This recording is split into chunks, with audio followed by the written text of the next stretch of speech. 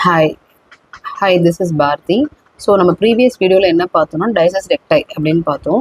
So dices ரெக்டைன்றது என்னென்னா நம்மளோட rectus அப்டமல் muscles, அதாவது சிக்ஸ் பேக் மசில் வந்து ரெண்டாக ஸ்ப்ளிட் ஆகும். இந்த மிட் லைனில் லீனியர் பர் ரெண்டாக ஸ்ப்ளிட் ஆகிருக்கிற கண்டிஷன் பேர் தான் டைசஸ் ரெக்டை.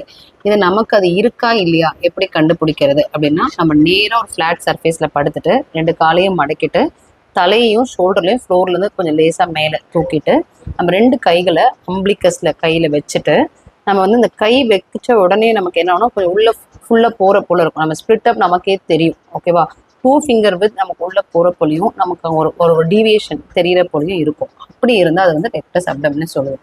அது இருந்தால் என்ன பண்ணணும் அப்படின்னா, we can do some certain exercises.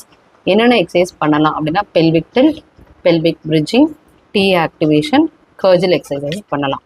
என்னென்ன பண்ணக்கூடாது அப்படின்னா, crunches we should not do it, sit-ups we should not do it, squats we should not do it, then ab cycling we should not do it, peak-ups we should not do it, and certain things also we should avoid. weight lift பண்ணுறது, அதுக்கப்புறம் வந்துட்டு நம்ம இந்த வயிறு அதிகமாக இருக்குது அப்படின்றதால நிறைய பேர் வந்து பிரேசிங் அப்டமல் பெல்ட் யூஸ் பண்ணுவாங்க. அப்டமல் பெல்ட் யூஸ் பண்ணுறதால இன்னும் கண்டிஷன் வேர்சனாக தான் ஆகும் in case of diastasis recti. ஏன்னா அப்டமல் ப்ரெஷர் இன்க்ரீஸ் ஆக ஸ்ப்ளிட் அப் அதிகமாக தான் ஆகும். அதனால் in case of a diastasis recti abdominal belt use பண்ணுறது அட்வைசபிள் கிடையாது. ஸோ எக்ஸசைஸ் பற்றி ஏதாவது டவுட் இருந்தால் further you just give a comment, we can explain you better. Thank you.